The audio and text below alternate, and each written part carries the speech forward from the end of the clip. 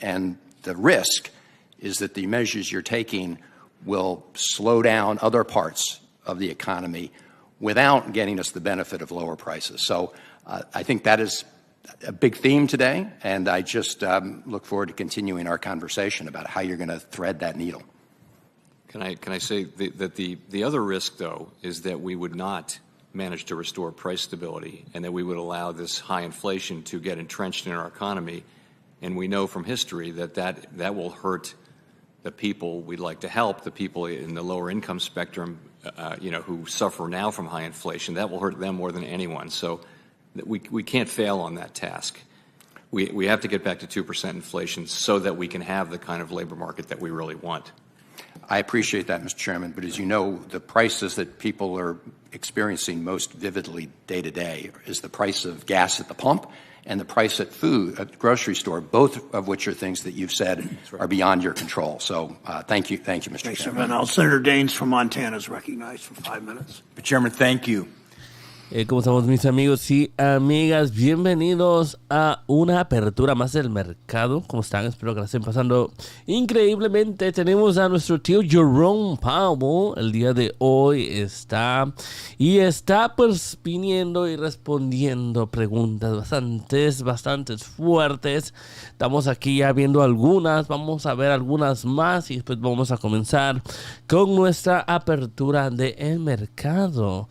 Denle me gusta al video, suscríbanse al canal. Aquí, como siempre, los traemos informados de todo lo que está sucediendo. Entonces aquí vénganse y únanse, mis amigos y amigas, a escuchar lo que está sucediendo con nuestro tío Jerome. Un fuerte abrazo a todos los que están conectando. Espero que lo estén pasando bien y vamos aquí a escuchar, que es muy necesario. Están muy buenas preguntas. Treasury Secretary Larry Summers warned of the massive inflationary risk of the $2 trillion March of 2021 stimulus package, what that posed the economy. In fact, just pulled up the Washington Post article from March 29th, 2021. I remember being in this very room, similar hearings, warning our colleagues about the risks of moving through a $2 trillion spending package when we had $1 trillion of unspent COVID money still remaining in December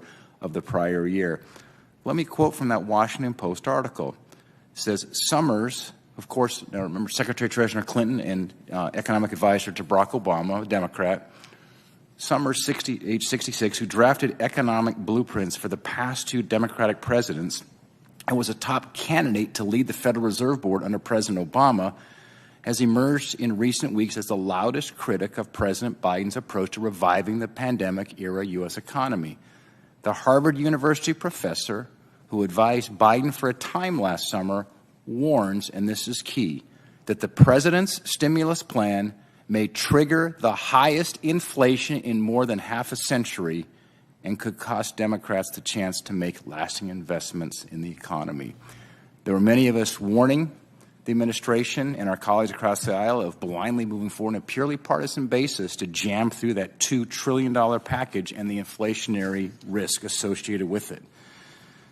Now, with inflation at a 40-year high, these same Democrats are continuing their ill-advised effort to revise President Biden's sweeping Build Back Broke package, no matter the warning signs that are flashing right now in all of our faces. Chairman Powell, Mr. Summers has suggested several years of greater than 5% unemployment might be necessary to contain inflation. Would you agree with that assessment? I guess I would say that I don't want to comment on other forecasts generally, but my assessment is that it's going to depend to a significant extent on factors like how long does the war run and how long does it take supply chains to improve and that kind of thing. There's a lot of uncertainty around that. I would have a lot of humility about trying to, predict with any clarity exactly where the economy is going to be in, the next 3 years, for example. But my assessment, though, is that there's certainly paths to get inflation down to 2% with outcomes that are substantially less, troubling than what you just read. You've characterized a soft landing as getting back to 2% inflation while keeping the labor market strong. What's your confidence that the Fed can achieve this goal without causing a recession? Muy buena pregunta ahorita. So I think that is our goal. That's our intention. I think it's going to be very challenging. We've never said it was going to be easy or straightforward. It's going to be challenging, and the events of the last few months have certainly made it more challenging. And nonetheless, there are pathways through which that could happen. And in particular, what we saw in the early part of 2021 when inflation went up was very strong demand surged against what were unanticipated supply-side constraints. And the result was prices went up a lot, much more than could be explained by just the increase in demand. And so in principle, if demand can move back down, then inflation could move back along that path just as quickly as it went up. In principle, no one's guaranteeing that, but the idea is this is not the same. There are relationships in the economy for how quickly inflation would move compared to demand moving.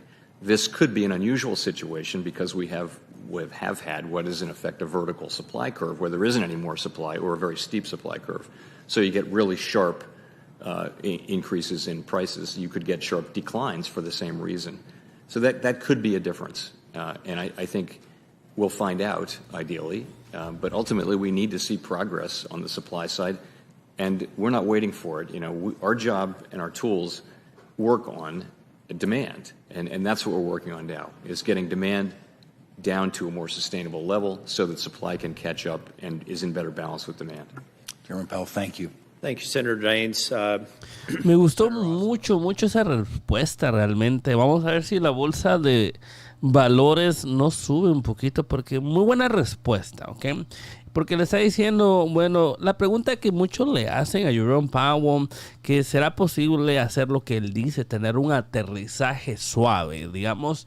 Cuando hablan sobre un aterrizaje suave, todos sabemos que hablan de no entrar a una recesión, ¿ok? Sabemos que esto es como que lo que vemos en todos los artículos, miramos en todos lados, que hablan sobre que ya estamos en una recesión y no que todavía vamos a entrar en una recesión. Ahora todo eso puede pasar y todo es posible.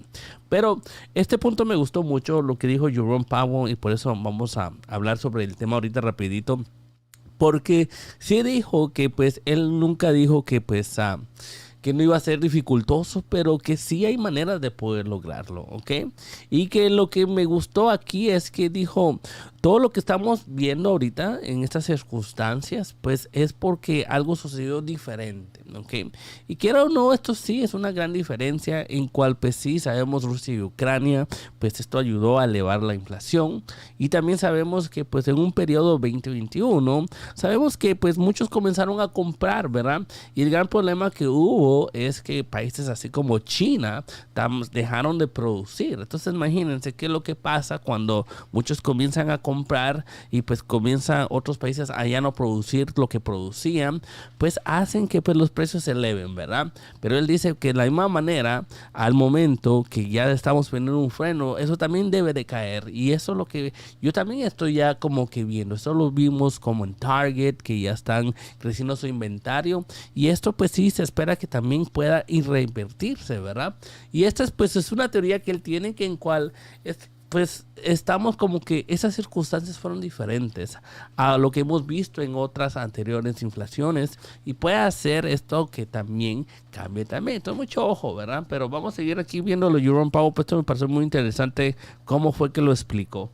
Housing demand, you're going to see declining or slower increases at least in housing prices. So those are the three main channels I would point to. Let me ask about in terms of asset prices and how financial markets are responding to the Fed's stance. I've consistently asked you and Secretary Yellen when you appear before the committee to talk about systemic risks, risk to financial stability, risk of financial contagion. Where you're moving swiftly and markets are volatile, there are perhaps institutional trades that could rapidly unwind or exotic financial instruments that no longer function well. What do you anticipate to be the parts of capital markets now, or the phenomena in capital markets that present the greatest risk to financial stability as the Fed takes the aggressive action that you're taking? Well, I'd start by saying that the banking system is very strong, well capitalized, highly liquid, does a much better job of understanding the risks it runs and managing them than before the global financial crisis. And that's a reflection of the work that regulators did and that the banks did too. So that part of the financial system is critically very strong, and we saw that through the pandemic, and we see it now. To your point, though, capital markets did show real periods of illiquidity during the immediate aftermath of the pandemic, and so we've been looking at ways. I say broadly, the regulatory community has been looking at ways to address that. So you remain concerned about money markets? Well, that's a different. So money markets that's a part of the economy which where it has become illiquid because the assets that they were invested in were not able to be turned into cash quickly to fund depositors wanting to take their money back. So we stepped in and had to provide that liquidity for the second time. There are reforms going on there at the SEC which should address that, and they're in the process of being considered and then implemented. So that should help on that front. I was thinking more of the Treasury market, for example, which it became illiquid when at the very beginning when people wanted nothing but cash, nothing but the cash and most cash-like things. Treasury market has been functioning, though, all through this period when we've very significantly changed the stance of monetary policy. So markets have been functioning well, reasonably well, and okay, my time's running short, and appreciate that. We'll probably follow up to talk a little bit more about financial risk. With my remaining few seconds, let me ask you this. How would you characterize the share of responsibility, if you will, on the supply side versus the demand side for the elevated price levels over the last year? To what extent do you believe that, you mentioned the supply curve being steeper than expected, and so the increased durable goods demand and consumer demand having a greater than expected effect on prices. Right now, is the principal driver of the increase in the price level elevated consumer demand, elevated demand, or is it supply constraints? I know we're facing both, but I'm asking you to allocate, as you can, some share to each phenomenon. Yeah, I just would say it's clearly both factors are principally at work here. You couldn't get this kind of high inflation without strong demand, and you certainly couldn't get it without the kind of supply issues that we've had, both in the labor market reflected in high wages, and then in the goods market reflected in what's happened with durable goods. And cars in particular, you look there, it's been driven by semiconductor shortage. Thank you, Chair Powell. Thank you, Mr. Chairman. On behalf of the Chair, Senator Moran. Mr. Chairman, thank you. Chairman Powell, thank you for your presence here today. Let me start just by making certain that I tell you something that I think I need to say on behalf of Kansans. I've never seen the level of anxiety, uncertainty, concern for the future as I see today when I have conversations with folks in my neighborhood and across Kansas. There's a sense that something's not right. Inflation is a significant component of that feeling, and the inability to know what's around the corner is terribly damaging to folks, both financially but also mentally or psychologically. There's a real circumstance out there that I want you as the chairman and your colleagues to know exists. It is, I think, uncertainty and what the future holds is one of the most damaging things when people try to figure out their lives and how comfortable they are. I also want to highlight a particular Kansas, but middle America, across the country, issue of agriculture. I was on a farm on Saturday, participating in, observing harvest of wheat. We live in a world in which people are starving, and more are going to starve if we are unable to, if we fail to get more grain into markets from Ukraine and from Russia, but from the United States as well. Agriculture, farming is a noble calling, and it has a lot to do with being able to feed people who are now desperate. Part of the concern in regard to agriculture is that interest rates have a significant consequence to the profitability, to the survivability of producers, and profit margins get squeezed if interest rates continue to climb. We face declining or lower land values. That creates greater access to credit challenges. Tell me how you see, one, how I can assure my Kansans and Americans that things are going to be better, and two, how can I assure farmers and ranchers that their future will be brighter based upon the activities of the Federal Reserve? So I take the sort of very low confidence readings that we're reading about and your comments about Kansas citizens as being pretty directly related to high inflation. And I think people haven't seen it. You know, most people, you and I, are old enough to remember what it was like, and it's it's something that it just really does destroy public confidence in the economy and that kind of thing. So we need to get inflation back down to 2%, and all I can say is we're using our tools to do that, and the public should believe that we will get inflation back down to 2% over time. Again, there are factors that we don't control, but those factors do tend to wash out over time. Things like commodity prices don't tend to just keep going up. They may remain high, but they're quite volatile over time. That's what the record shows. So we're doing what we can to get inflation down, the parts that we can address. So for whatever that's worth, that's what we can do and what we will do. In terms of the agricultural patch, as you know, we have, including your Kansas City Fed president, we have some terrific people who are Reserve Bank presidents who give us a good sense of what's going on in the agricultural sector on an ongoing basis. And it's obviously a very, very difficult time with fertilizer prices and difficulty in getting all kinds of inputs. And it's just a very challenging time in the agricultural world. We do understand that. Our part of it is to do what we can to get inflation back under control. I know higher interest rates are painful, but that's the tool we have to moderate demand and get demand and supply back into balance so that inflation can come down. Mr. Chairman, in a conversation you and I had on the phone, you indicated that, as you did today, there are certain aspects of inflation that you have little control over. One of them, I think you mentioned, was energy.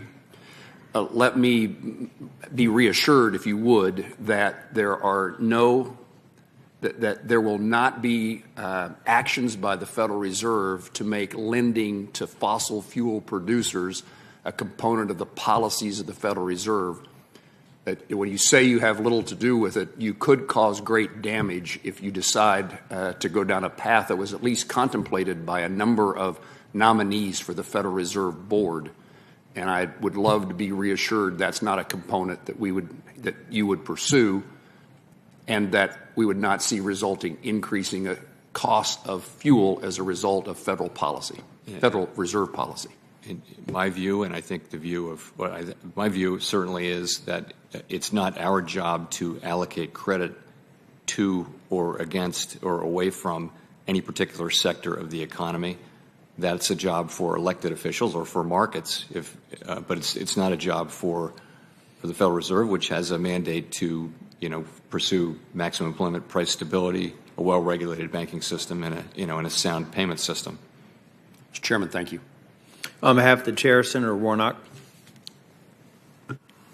Thank you very much, Mr. Chair, and thank you, Chairman Powell, for being here again today. Georgia is in a serious housing crisis, and the Federal Reserve Bank of Atlanta has designated owning a home in Atlanta as unaffordable to the average home buyer. But it's not just a city problem. It's urban, it's rural. Haralson County, a county with a population of less than 30,000, is also rated as unaffordable. In the midst of this housing crisis, the Federal Reserve Bank, which has a tough mandate and a tough time of managing inflation, has raised the federal funds rate by 0.75%. This means mortgages are about to get a lot more expensive for families. Chairman Powell, as the Fed raises its interest rates, what is the Fed doing to prevent this rate increase from further exacerbating the housing crisis? Well, so by raising rates, what you're seeing is a slowing housing market now. You're seeing because of higher interest rates, mortgage rates have gone up pretty substantially, and you're seeing a slowing in the housing market. And that should mean, one of the things that should mean is that housing prices should stop going up at such remarkably rapid rates. Since the beginning of the pandemic, we've had, a very, very hot housing market all around the country. And, what should take place is as demand moderates demand for housing moderates for new and existing homes, you should see prices stop going up quite so fast. You're also going to see fewer home sales and just generally a lower rate of activity in the housing market. So really what needs to happen is housing supply and demand need to get back into better alignment.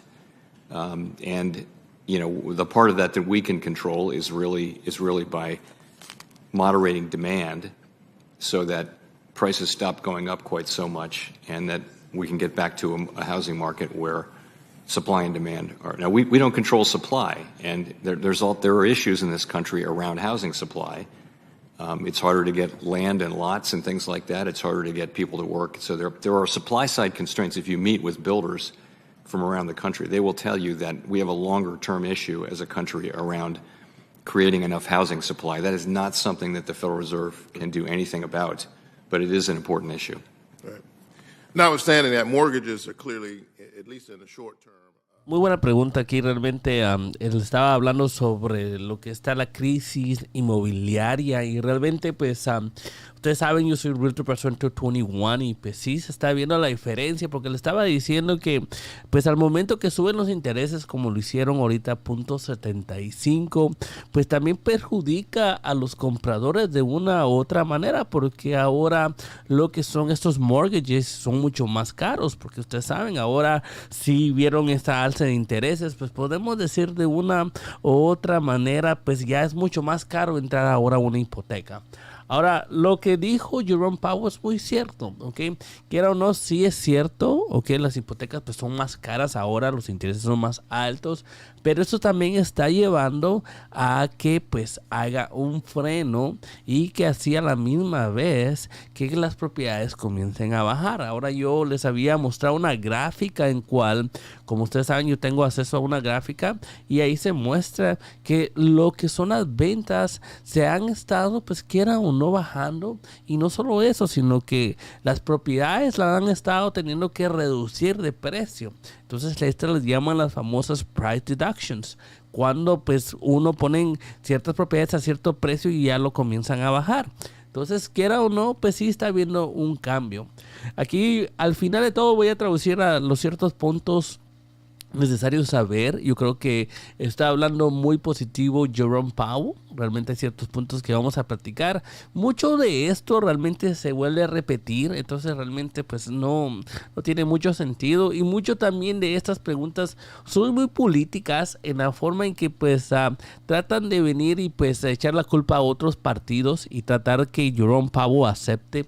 Hay muchas preguntas que vienen así como que no mucho al caso. Entonces al final de todo vamos a hablar de aquí no tengo ni idea de afiliación política ni derecha ni izquierda, entonces vamos a hablar específicamente de lo que nos puede ayudar con la inflación, pero todo lo que él está diciendo realmente lo veo positivo, ya lo sabemos, nada sorprendente, nada que pues creo que pueda impactar el mercado. Yo creo que el mercado incluso le está gustando lo que dice, ¿verdad? Realmente lo estoy viendo que pues nada de lo que está saliendo, yo creo que lo está haciendo muy bien. Sí, aquí estamos bien, el mercado pues está normal, neutral, eso es bueno, eso es bueno.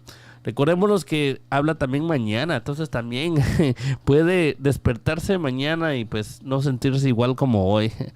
To get inflation back down, but I think those are authorities that those of you who run for elected office have, and we don't have as mere appointees. So that's really up to you. But you would agree that the folks at the margins of the economy are feeling the most pressure and pain, and that has to be addressed. I think that's always the case, and in the case of inflation, it's really that if you're spending every dollar that you're intaking on the bare essentials of life, and the cost of them goes up 10%, you're in trouble right away. Right. Whereas middle-class people and people better off than that, they've got some resources, some ability to deal with it. So that's why it's such a priority for us to get on top of inflation before it does become entrenched. Inflation's only now been around for, it really didn't start until March of last year. So it's not at all too late for us to get this job done and get back onto the kind of path we all want to be on. Thank you so much. I'm concerned about this, and it's why in the meantime I've introduced several bills to lower the cost for essential items like gas and groceries and medication. Thank you for your testimony. Thank you, Senator. On behalf of the chair, Senator Sinema, I think, will join virtually. Thank you, Mr. Chairman, and thank you, Chairman Powell, for joining us today. And congratulations on your recent reconfirmation. The inflation numbers continue to be concerning, and this is the number one issue I've been hearing about from Arizonans.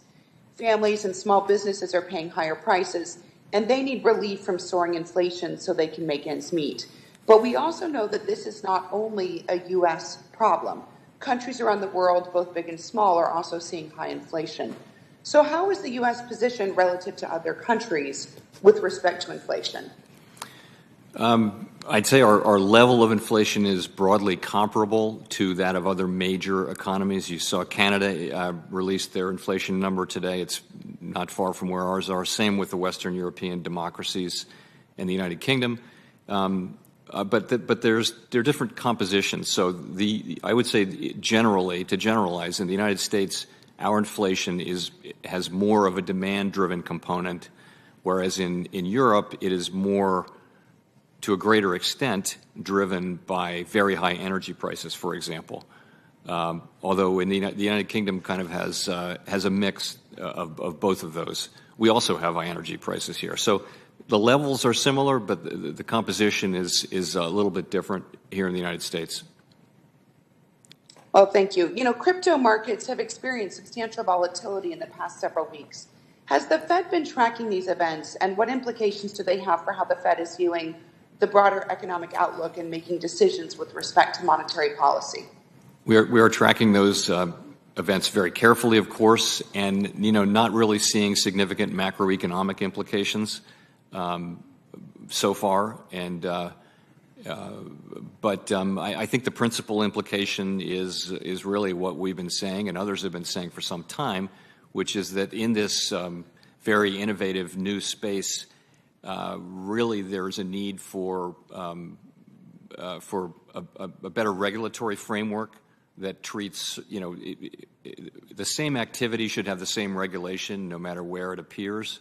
And that isn't the case right now, because a lot of the digital finance products are in some ways quite similar to products that had existed in the banking system or the capital markets, but they're not regulated the same way. So we need to do that. And I think that is the main takeaway I would have.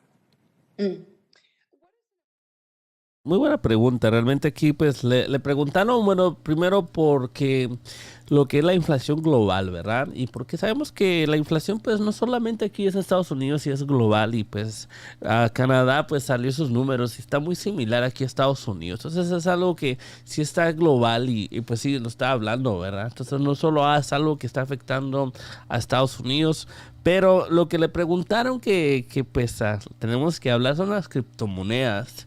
Y esto, pues, quiera o no, puede hacer que no le guste mucho las criptomonedas, porque sí dijo que sí están monitoreando bien lo que está sucediendo y está hablando sobre que, pues sí, se está viendo que sí es necesario tenerlas bajo mayor monitoreo. En pocas formas, que deberían de estar pues llegando y siguiendo ciertas guidelines que en este momento no existen, y pues tal vez que indicando que por eso ha estado pasando lo que está pasando en las criptomonedas. Entonces, no sé, pero en esto pues ya nos están dando a entender que pues van a venir cambios en las criptomonedas, ya se está viendo. Yo creo que todo lo que ha sucedido es a cambio de eso. Entonces, puede venir un poco de volatilidad con las criptomonedas. Vamos a ver un artículo de otra stablecoin que en la apertura del mercado, después de esto, en cual en la apertura del mercado pues vamos a estar hablando de esta stablecoin que también ya está perdiendo su balance de $1. Entonces, mucho viene con las criptomonedas. Sigamos aquí viendo las preguntas que muy buenas. Well, yes, in the sense that we look very carefully at the way we measure inflation in this country. We actually use personal consumption expenditures, which is a little different and a better approach, we think, than the more traditional consumer price index. This was a change we made about 20 years ago, and I think economists generally think that PCE inflation does a better job of measuring the inflation that people are actually experiencing in their lives. So that is what we do, and we keep it updated. The government agency that manages it keeps it updated on a regular basis. So we think that's the right approach in terms of measuring inflation. Of course, we look at CPI as well, but we've chosen to make PCE inflation our principal measuring stick. Okay, thank you. Mr. Chairman, I see my time's expired. I yield back. Thank you. Senator Menendez of New Jersey is recognized. Thank you, Mr. Chairman. Chairman Powell, I want to start on the issue of diversity at the Fed. I have a letter that we sent you yesterday and signed by 9 senators, including 5 members of this committee, urging you to undertake a number of simple reforms to the process for selecting bank presidents and Class B directors. That process has to include meaningful transparency and public engagement if we are ever going to have Fed leadership that truly represents the public as required by the Federal Reserve Act. So I'll wait for your written response, because we just sent that letter, on the details of those proposed reforms. But for now, can I have your commitment that you'll provide us with a substantive response by July the 22nd? Yes. Thank you. And also, will you commit to work with me to put in place real, meaningful changes to the process so we can have a broader array of voices to the Fed leadership? I'll commit to having a frank discussion with you about that and what could be. We're open to ideas to how to improve. As you point out in your letter, it's not like we haven't made tremendous strides as it relates to the B and C directors in the course of the last 10 years. We really have. And the diversity numbers are, I think, quite impressive for the B and C directors. The A directors, as you point out in your letter, less so, but those are appointed by the bankers in the district. But we can have this conversation. Well, I look forward to it. Less so, but it's worse than less so. I mean, you don't have one bank president in the history of the Federal Reserve who's been Hispanic. That's far worse than less so. I was talking about directors, but yeah. You're right about that. And there was a tremendous opportunity, and it didn't happen. I just continue. I feel like I'm the lone effort on this, but 62 million Hispanic Americans who represent $2 trillion of domestic purchasing power deserve a seat at where some of the most important economic decisions are being made. So we look forward to the engagement that you've said that you're willing to engage in. Now, I am trying to find out, as others have... Me gusta, está pidiendo que pues más los latinos tengan más involucración en lo que son ya lo que es, podemos decir, Banco Federal, como pues posibles presidentes de la Fed, ¿ok? Y esto, algo que tengan más involucración realmente, y eso es cierto. Estamos hablando que tenemos un gasto de aproximadamente 62 billones de dólares y pues no hay nadie latino realmente pues que pueda cargar nuestra voz en cambios monetarios. Muy bien, es lo que está pidiendo aquí. Muy importante, ¿verdad? Muy importante. Inflation ultimately are going to change it. Energy is still energy. Supply chain is still supply chain. Russia's invasion of Ukraine is a continuing challenge for the world. But there's nothing about interest rates that's going to affect any of that. No, but notwithstanding that, there are major parts of the economy where demand exceeds supply meaningfully, and that's where our tools have a job to do, where we can moderate demand and give supply time to recover so that supply and demand get back into better balance and inflation comes down. Well, it seems to me that we can all recognize that raising interest rates is a blunt tool at the end of the day. But I'm looking, going back to the beginning of my questioning, it's essential, I believe, to be mindful of the effects that your actions, your meaning the Federal Reserve, will have on unemployment, particularly for those groups that were hit hardest by the pandemic. The Fed's latest monetary policy report states that, quote, employment for blacks and Hispanics not only declined by more than that for whites and Asians early in the pandemic, but also recovered more quickly since the end of last year. Now that we're potentially entering a period of larger and more frequent interest rate increases, what do you expect will happen to the unemployment rates of black and Hispanic workers relative to the population as a whole? Well, it'll depend on what happens to the overall unemployment rate. And, you know, our goal is to achieve 2% inflation while still keeping the labor market strong.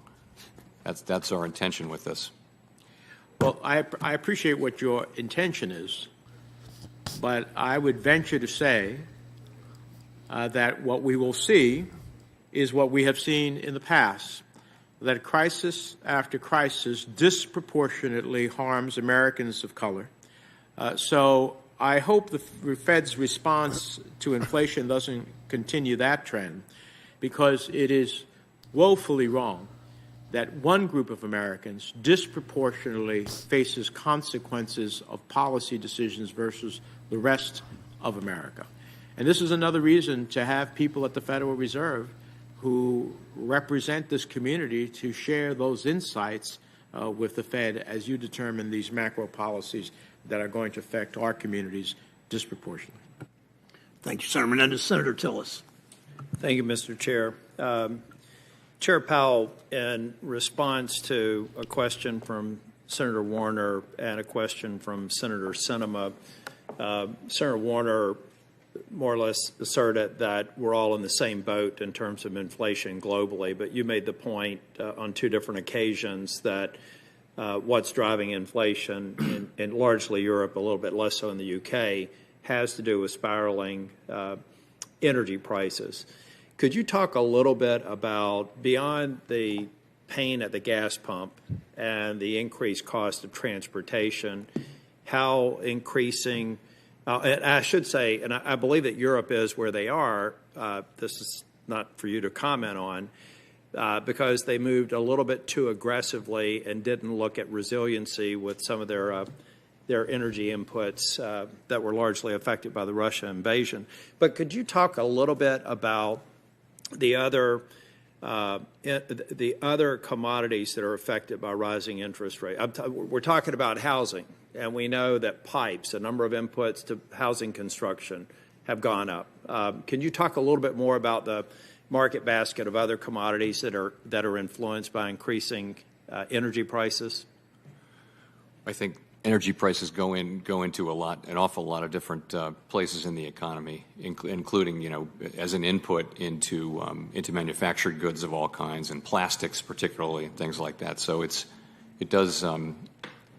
a big contributor to inflation, not beyond just the actual energy prices. Yeah, and so my only comment here, and then I just have a closing thought, is that we are unilaterally hamstringing your ability to bring inflation down. You don't have to respond to this. It's a policy position. By artificially increasing the cost of energy in this country. If we simply would recognize that there is a way to get to a transition to green renewable energy and make the glide path sustainable, we could easily separate ourselves from the rest of other Western democracies with respect to that tool, which is not in your toolbox. And hopefully we can get to that discussion and embrace the idea that the transition is inevitable. It's a matter of timing and resiliency in the meantime. Just one other question. I know the post-FOMC press conference, you ruled out a 100 basis point increase. Is that a long-term view or a view based on the circumstances as you see them today? In other words, Would that be something potentially on the table if the measures that you're Una taking right pregunta now que do not puede work out? impactar ahorita I la think bolsa. I would never take something off the table for any and all purposes. The committee that I chair will make whatever moves it believes are appropriate to restore price stability. Okay. Well, I for one, am glad Okay, you're at the helm. le preguntaron sobre si podía subir más los intereses a 100 puntos, ¿ok? Recordemos que subieron .75 y si es posible que pudieran subir esta vez a 100 puntos, ¿ok? Ahora, en esa pregunta, pues dijo que pues si es necesario, lo van a hacer, ¿ok? Si es necesario, lo van a hacer. No habló nada más, fue bastante firme. Una pregunta bastante complicada, pero vamos a ver cómo lo toma el mercado. Pero sí, ya sabemos que pues la idea de ellos es bajar la inflación. Entonces, pero sí, esa es una pregunta bastante directa. Pero si es necesario, va a tomar el paso a hacer lo que es 100 basis points. Entonces yo creo que ahorita en lo personal vamos a hablar sobre varios puntos que dijo. Realmente mucho es muy repetido, muchas preguntas tratan de irse. Podemos seguir un poco más entrando a política, eso es lo que yo siento, ¿verdad? Entonces todo es muy repetido, tratan de echar como la culpa de uno a otro y que Jerome Powell diga sí o no. Entonces podemos decir, ahí es un juego a veces, pero ciertos puntos sí vamos a hablar sobre que me parecieron interesantes, vamos a seguir escuchando y después comenzamos con nuestra apertura. Fuerte abrazo a todos, denle me gusta al video, compártanlo, ok, aquí estoy yo poniendo atención para tenerles aquí los puntos que tenemos que ver y analizar. Recordémonos que esta es la primera de 2 reuniones, mañana es la segunda, ok. We're seeing consumer spending hold up pretty well.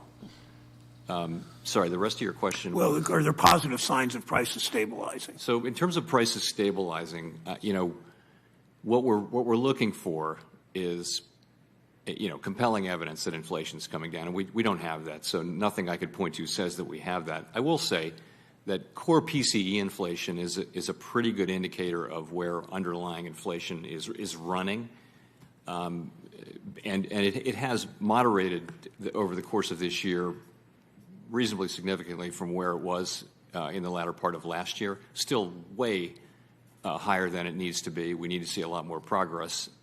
But just it's been running at a rate over the last, say, 4 or 5 months that is lower than it was, at least. But again, still far too high. So we're looking for that. We're not really seeing it yet. There are lots of stories out there how this should happen, and some people think it's very clear that it will. And until we actually do see it happen, we need to keep moving. And I want to be clear from your comments publicly, your comments to this committee today. You say the economy is not at the point of a recession, correct? I don't see the likelihood of a recession as particularly elevated right now. You should know that no one is very good at forecasting recessions very far out. No one's been able to do that regularly. But I would say that, the U.S. economy for now is strong, and spending is strong. Consumers are in good shape. Businesses are in good shape. Clearly, financial conditions have tightened, and you're seeing growth slow from the very elevated levels of last year associated with the reopening. You're seeing the beginnings of job growth slowing to more sustainable levels, and there's risk in that. There's obviously risk in that. Monetary policy is famously a blunt tool, and there's risk that weaker outcomes are certainly possible, but they're not our intent. And as I said at the beginning of my testimony, or my opening statement, that a couple hours ago, that our economy is growing faster than China's. Let me ask a few simple questions about gas prices. We've heard a lot today about gas prices from both sides. Muy buena pregunta. Le preguntó que él, si Jerome Powell miraba una recesión. Él dice que pues de uno u otro punto es muy difícil saber, pero él siente que no, que la economía está fuerte, okay, que las personas están gastando y eso sí se ve desde más. Y pues es muy difícil saberlo, pero en este momento no lo ve. Okay, muy buena. What tools you have, Congress has, other government agencies have to bring the price down? It's really principally the price of oil, which is set globally by the actions of largely by the actions of large oil-producing countries, and then it's the refining spread, what it costs to refine, and what the refiners can charge before the public consumes that refined product. So those are the two pieces of it, and we don't have really, our tools certainly don't work to address either of those things. Let me talk for a moment about housing. Several have asked about the skyrocketing costs for both renters and aspiring homeowners. Prices over the last 2 years, but prices weren't that great prior to President Biden and the last administration either, we know. Last year alone, rents went up more than 11%, grew faster than wages. What are the short-term and long-term effects on inflation in our economy if renters see more and more of their monthly income going to housing? Well, that will crowd out other kinds of spending, and that's the very fast increases in housing prices over the last couple of years have been very broad across the country and unsustainably high. And that, of course, speaks to the importance of building more housing. Last question I want to ask before adjournment. We've seen cryptocurrency values collapse by some $2 trillion and markets crash over the past few weeks. Consumers losing money, workers losing jobs. The Monetary Policy Report highlighted the risks of stable coins, digital assets that aim to maintain a stable value in order to trade cryptocurrencies. Talk for a moment, if you would, about the financial stability and monetary policy risks that these assets pose, and how are stablecoins different? In your answer, include how stablecoins are different from the U.S. dollar, which has the full faith and credit of the United States behind it. A stablecoin is an instrument really that is backed up. There's a reserve that has securities in it that are meant to assure the value of that, of let's say it's $1 stable coin. So it's meant to assure that your interest is actually worth $1. So that sounds a lot like a money market fund, for example. And the way money market funds work is there's great transparency about what's in the reserve and their requirements about what must be in the reserve in order to preserve that $1 value. The world of stable coins is new and emerging, and it doesn't have the sort of fit-for-purpose regulatory scheme that it needs to. And I think that's something you've been hearing a lot across the board from a number of federal agencies and from our own Treasury Department, which has been leading an effort to try to put in place. And many members of Congress now have proposed new frameworks for regulating stablecoins and digital assets generally, and that seems like a wise thing. And you don't clearly SEC, clearly CFPB, other agencies, the Fed's role in regulation of cryptocurrency, in your mind, is what?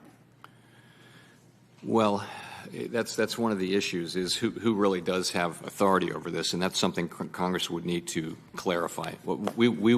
We have authority over what banks can and can't do, some banks and bank holding companies. The SEC has jurisdiction over securities. The CFTC has relevant jurisdiction. So part of this will be sorting out, deciding what these things are and how they should be regulated. There are stable coins that are really used in connection with the crypto trading platforms. That's most of what happens now with stable coins, but there are also some stable coins and even more potentially that will be used in payments broadly. So that would be two different kinds of regulation there. It's just an area where Congress Congress is investing bandwidth and looking at proposals and something like and that's I think a healthy process that should lead over time to something that has bipartisan support and puts in place appropriate regulation for the whole area. Let me drill down for them. My last question. What if Congress doesn't act on? I understand that the Commodities Future Trading Commission understand what you said about SEC. Is the Fed directly involved in any of these regulatory actions regarding cryptocurrency, absent Congress action? Just that we regulate banks, regulate and supervise banks, and so we have a say in what our banks, the Federal Reserve regulated banks and bank holding companies do with crypto assets on their balance sheets, what activities are permitted and that kind of thing. Does that of course, suggest, the OCC is at that table, and so is the FDIC. Does that suggest that a number of American banks are cautious because of your oversight of them on crypto? I mean, American banks are are now very much exploring, are there profitable opportunities to serve our customers in this new space? And of course, what we're doing is saying, let's be sure that that takes place in a way that preserves and supports safety and soundness. And we've had a ongoing set of meetings and collaborations with the FDIC and the OCC, and that's ongoing, I guess, between us and the OCC. So I think that's an appropriate way to carry it forward. But it's not a substitute for what I think is it's not like it's like any other major area of innovation. Ultimately, Congress will come together to create a regulatory framework that is more fit for purpose for it, as it has in so many other cases. Okay, thank you, Mr. Chair Powell. Look forward to continuing. Están hablando sobre lo que son las regulaciones de las criptomonedas, amigos y amigas. Yo creo que eso es algo que vamos a verlo, ¿ok? Ya estamos aquí viendo mucho sobre que están hablando sobre el tema. Y esto es por lo que pasó con Terra Luna, las stablecoins. Están hablando sobre regulaciones necesarias en hacer, ¿verdad?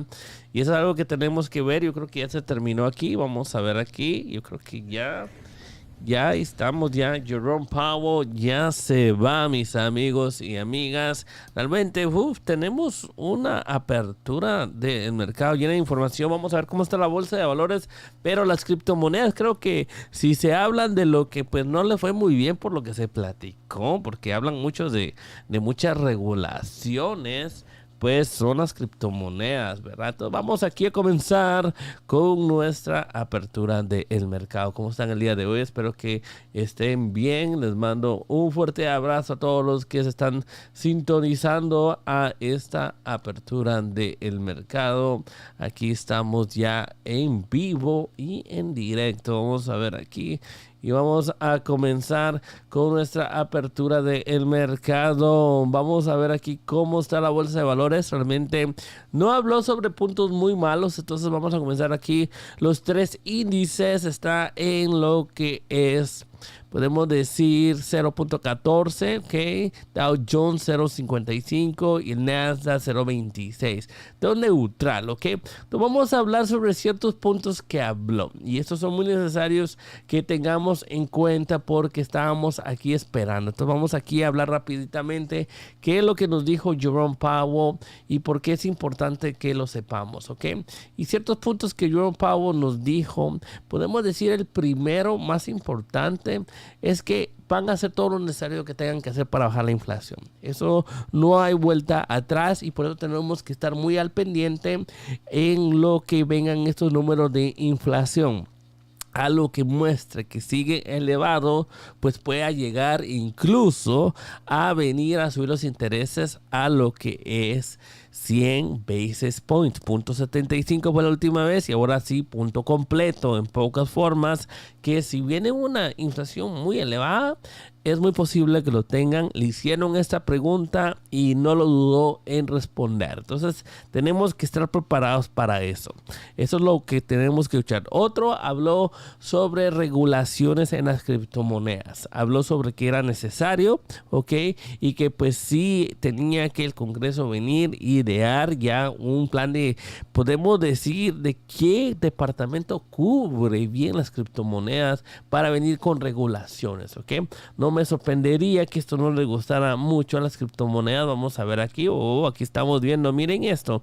Rapidito. Miren un 4%, 6%, un 2%. Porque sí se habló mucho sobre regulaciones. Sabemos que hay otra stablecoin que se está viniendo para abajo. Aquí tenía yo ya lo que es. Vamos a hablar sobre el tema. Otra moneda, ok, que estaba cayendo. Entonces vamos a hablar sobre un poco sobre el tema. El USDD. Entonces, quiera o no, sí están monitoreando esto. Y yo creo que también es una oportunidad ahorita para, si querían regularizarlas, pues que lo vayan a hacer, ¿verdad? Y aquí lo estamos viendo. Entonces, esto habló sobre lo que son los precios de las propiedades. Y era lo que yo les comentaba, que ya estamos viendo este efecto, ¿verdad? Y ellos ya lo están viendo también. Están viendo que realmente sí se está frenando un poco lo que es que sigan subiendo las propiedades. Esto era algo que pues era necesario combatirlo y ya lo estamos viendo. En realidad que sí se está viendo que ya estamos a que muchas casas, incluso ahora, ya están reduciendo su precio. Entonces, quiera o no, están reduciendo su precio. Y esto puede hacer bien en el futuro. Ahora hay mucho más que tiene que hacer el Congreso. Veamos un segundito. Pero eso es lo que sí habló Jerome Powell. Ahora, realmente entre todo esto había muchas preguntas muy repetidas, ¿ok? Entonces realmente pues eso es muy largo. Se hacen muchas preguntas muy repetidas. Lo que sí me gustó es que de una u otra manera están presionando también al Banco Federal que pues entre un poquito más de poder latino, ¿ok? Porque realmente no hay nadie, ni un representante que pues pueda tener un impacto en las políticas del Banco Federal, ¿ok? Entonces se está pidiendo eso también, que sería bueno. Ahora, esto fue lo que pasó. Realmente, recuérdense, el día de mañana estará hablando una vez más Jerome Powell. No creo que cambie mucho de lo que dijo. Entonces, puede ser que tengamos un día neutral, igual el día de hoy. Ahora, si les gusta estar informados, únanse a nuestro club VIP. Quiero o no, aquí ya teníamos el horario. Aquí ya había compartido el horario. Aquí está, y habíamos compartido el horario. Aquí estamos. Y pues si les gusta estar informados, hoy nos vamos a juntar una hora después que cierre el mercado. Entonces únanse a nuestro club VIP. Ahí tratamos de estar platicando y todo. Ya estoy regresando un poquito más de la normalidad de esta gripe, esta flu. No, qué grupo gripe. Este COVID. Vamos a ver aquí. Vamos a comenzar con la apertura del mercado. Ya está cayendo el mercado. Miren esto. Puede ser que no le gustó. Miren aquí. Puede ser que no le gustó lo que dijo Jerome Powell de lo que es el 100%, de 100 basis points. El 100 basis points en un... Eso puede ser que no le gustó. Miren eso. Que mucho ojo. Mucho ojo, tal vez no le gustó eso, ¿ok? Recordémonos, ya entramos al siguiente mes y adivinen qué es lo que nos viene. Nos viene lo que es el CPI. Y mucho ojo qué es lo que puede venir con el CPI, ¿verdad? Entonces comencemos aquí, vamos a ver aquí.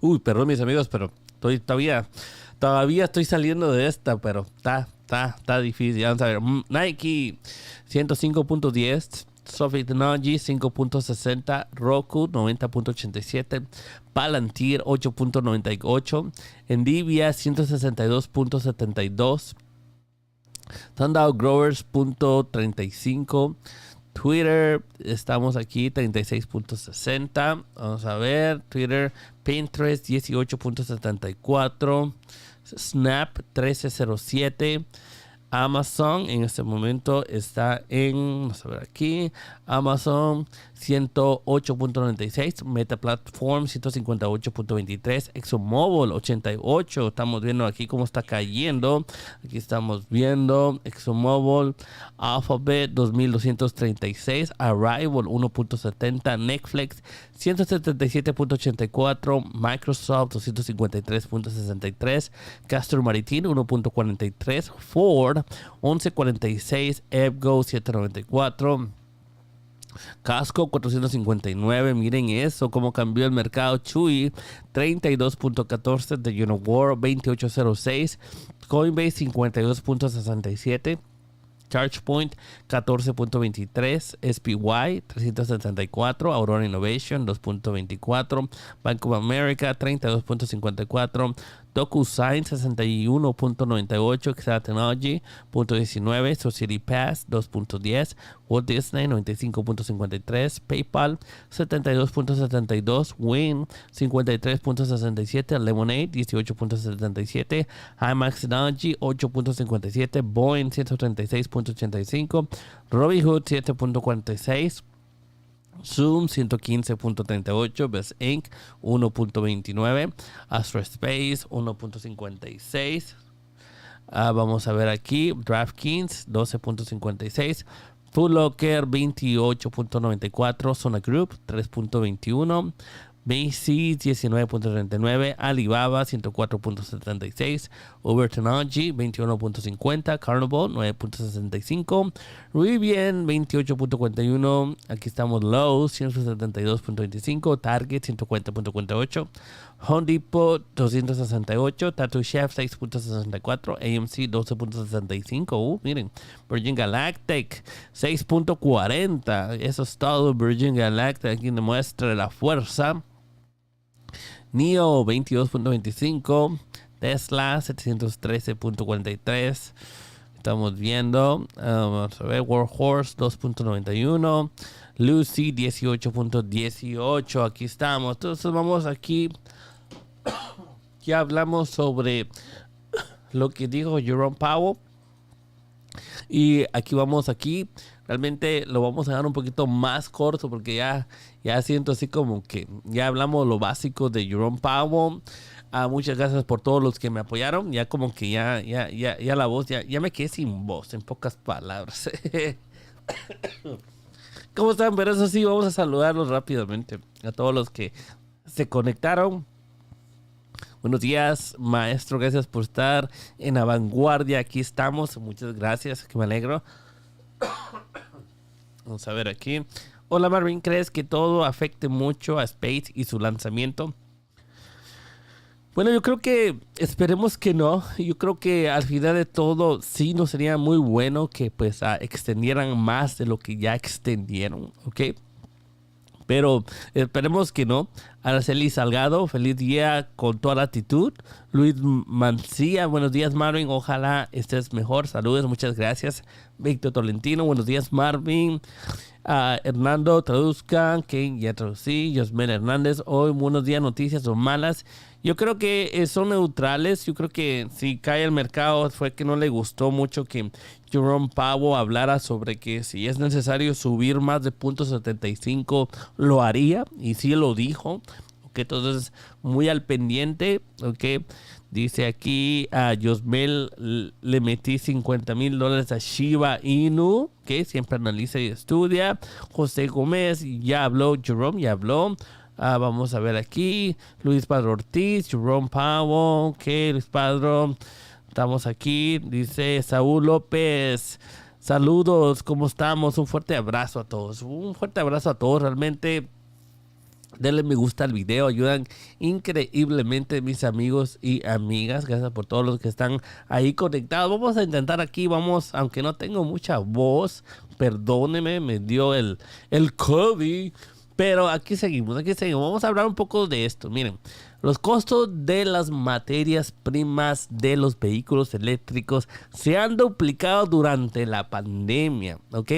Y mucho ojo, ¿ok? Esto puede afectar mucho lo que son los earnings de las empresas, ¿ok? Los fabricantes de automóviles desde General Motors, Tesla, hasta nuevas empresas como Lucid y Rivian para aumentar significativamente los precios de los vehículos nuevos, ¿ok? Y lo tienen que hacer por los precios. Miren, los costos de las materias primas para los vehículos eléctricos se duplicaron con creces durante la pandemia del coronavirus. Según un nuevo informe del miércoles Alex Partner, lo que obliga a las fábricas de automóviles de General Motors, Tesla y nuevas empresas como Lucid y Rivian a aumentar significativamente los precios de vehículos nuevos. El costo promedio de materia prima para un EV totalizó en $8,255 por vehículo a partir del mayo, un 144% más que $3,381 por vehículo en marzo. Entonces, sí subió, miren eso. subió un 140 a hacer el efecto de esto. Vamos a ver qué es lo que sucede el día de mañana. Como siempre, mis amigos y amigas, recuérdense que no hay nada imposible, que todo se puede hacer si se lo proponen. Nos estamos viendo en la próxima. Se me cuidan todos. Un fuerte abrazo y pues nos vemos en la próxima. Nos vemos. Se me cuidan.